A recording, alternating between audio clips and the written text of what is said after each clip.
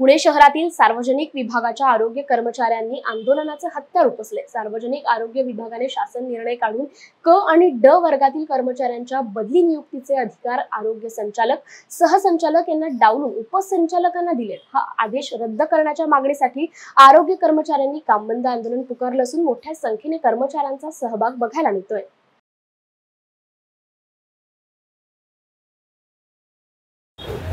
16 February 2024 रोजी शासन निर्णय काढला। त्यामध्ये संचालक आयुक्तांचे अधिकार कमी करून उपसंचालक, जिल्हा लेवलवरचे प्रभारी उपसंचालक यांच्याकडे हा अधिकार देण्यात आलेला आहे।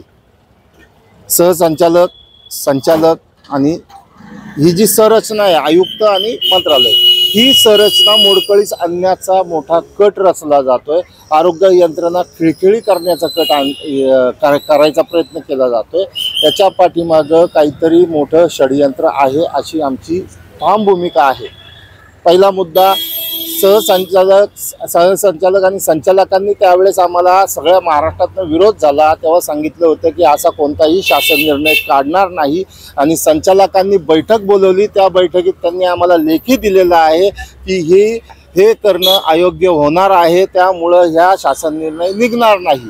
परंतु एकीकडे आम्हाला उपसंचालकांनी एकीकडे झुलवत ठेवलं, सांगितलं की मी तुमच्यासाठी काही करायला तयार आहे आणि 16 फेब्रुवारीचा जो शासन निर्णय नव्याने पुन्हा 12 फेब्रुवारीमध्ये सुधारणा करून काढण्यात आलेला आहे। आम्ही 18 तारखेपासून संपावरती आहोत।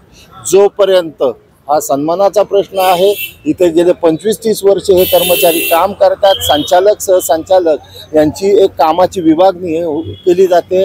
आज प्रशासकीय गुंतागुंत एवढी होणार आहे, कोर्ट केसेस एवढ्या पडणार आहेत, त्याला सरकारला काहीही घेणं देणं नाही, शासनाला काही देणं घेणं नाही।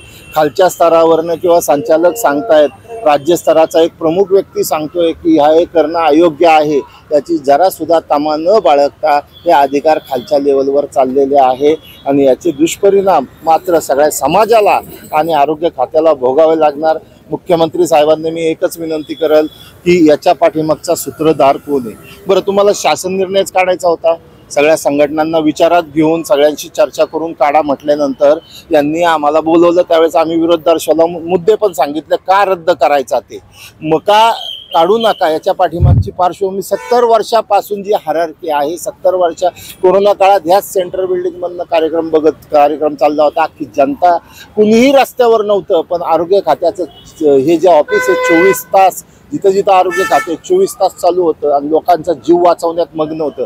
त्यावेळेस टोपे साहेब असतील, त्यांनी सुद्धा आमच्या सगळ्या कर्मचाऱ्यांचं अभिनंदन केलं होतं की हे काम भयानक, अत्यंत भयानक असताना जीवाची पर्वा न करता केलेलं आहे। ते केलेलं असताना सुद्धा आता सगळ्या भरती प्रक्रियेमध्ये भ्रष्टाचार चालू आहे, परंतु आरोग्य खात्याने भरती प्रक्रिया केली, अत्यंत पारदर्शकपणे केले, रात्रंदिवस कर्मचारी राबलेले आहेत, याची सुद्धा दखल घेतली नाही। मग यांना नेमकं करायचं काय, याच्या पाठीमागचा सूत्रधार शोधा। मुख्यमंत्री साहेब, आपण यात लक्ष घाला ही विनंती करतो आणि या कर्मचाऱ्यांना आणि आरोग्याचं वाटोळं होण्यापासून वाचवा। धन्यवाद।